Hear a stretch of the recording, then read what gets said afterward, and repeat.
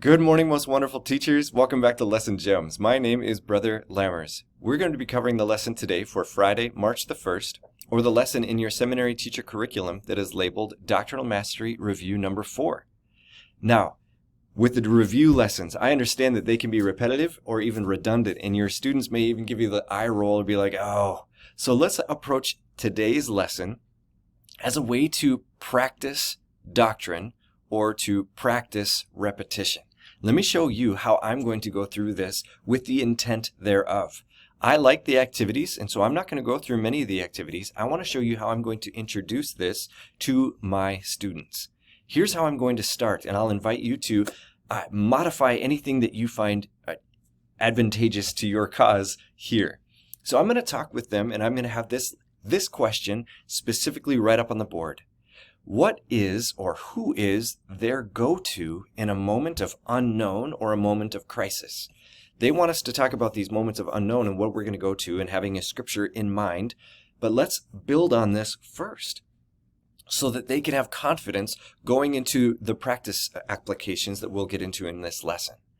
So as they have this unknown and a crisis that they're confronted with, who is their go-to or what is their go-to? With that in mind, let me share with you some ways that you can have a go-to or to remember what your go-to is. Can they think of something that they have done so much that it is automatic? Give them an example in your life that you can do without thinking and you can do it automatically. For me, I spent so much time as a young man, as a youth and a little boy with a basketball in my hands that for me it is automatic. I can dribble without thinking. I'm pretty proficient at it because I have done it so much.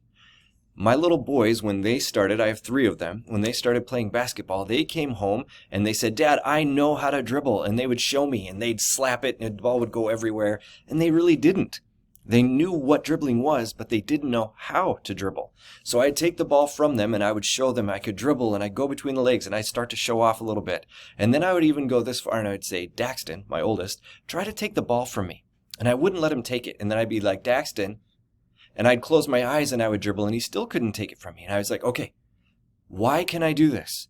How much time have I spent doing this? And I would tell him, "Daxton, 4 times longer than you've even been alive, I've had a basketball in my hands." So with this in mind, talk to them. Help them understand the spiritual truth taught in section 84, verse number 85. This idea of having a spiritual well from which to draw from. In section 84, verse number 85, this is sometimes misunderstood or taken not in the full verse, just the first part. In verse 85, "Neither take ye thought beforehand what ye shall say." And often we've heard that, or we'll just go on that. Well, the Lord will tell me what I need to know. And in most cases, this is true. But let's finish the verse. "Treasure it up in your minds continually, the words of life. And it shall be given you in the very hour that portion that shall be meted unto every man." The Lord is not going to magically give you a verse that you have never read before. That would be a violation of agency. He's not going to magically give things to you that you have not already experienced or put into that spiritual reservoir. We need to help our students understand that. The Spirit's going to help us remember the things that we've already experienced. But he will not magically give things to you that you do not have or have not taken the time to at least have a vague understanding of. So these moments of unknown and crisis, what is our go-to? What do we fall back on? Because it's not going to be magically given to us. We'll fall back on what we have done before that comes automatically. So now, let's have a possible process of practice in the moment of unknown or crisis. Please write down these 3 things. Number 1.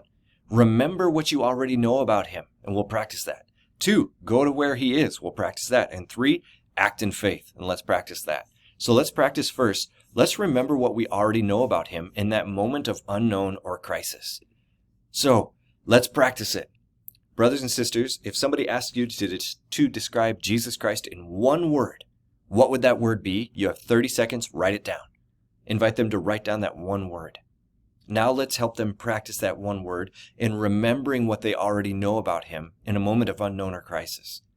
Have they had an experience with that word and Jesus Christ? What if it's love or patience or suffering or longing, or whatever the word may be that describes Jesus Christ to them? What is their experience with that word?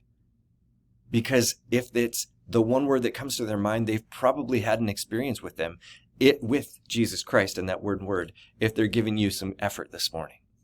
Number 2, in the same type of principle or practice, what is the first scripture that comes to your mind? It could be memorized or unmemorized, and maybe give them a moment to open to it. Or if they only remember a phrase, have them use their phone and look it up in Google. Get the reference. What is their experience with that power scripture, that scripture that's in their mind? Remembering what we already know about him is a powerful way to go to the unknown, or to approach the unknown, or to approach the crisis. As we go through these activities, again, I like them, they're great. But now let's go into this second part where it says, how can the scriptures help?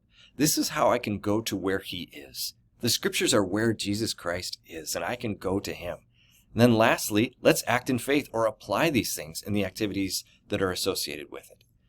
Brothers and sisters, help them know that yes, these lessons may be repetitive or redundant, but this is how we learn. And this is how the Spirit can bring things back to our remembrance or bring things to our use, is if we have practiced them. If we are not practiced about talking about spiritual things and talking about spiritual things, it's not going to be magically given to us. So let's take a few minutes and let's practice this. That's the intent of these lessons. I like them. They're not as flashy or as super fun, but I hope that our students can feel the importance thereof when they understand the doctrine of repetition and how things work. Teachers, you are incredible.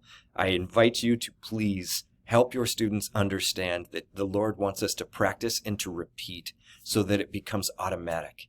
As we do so, our students will have confidence in answering the unknown or answering the moments of crisis. You are incredible. Keep doing what you're doing.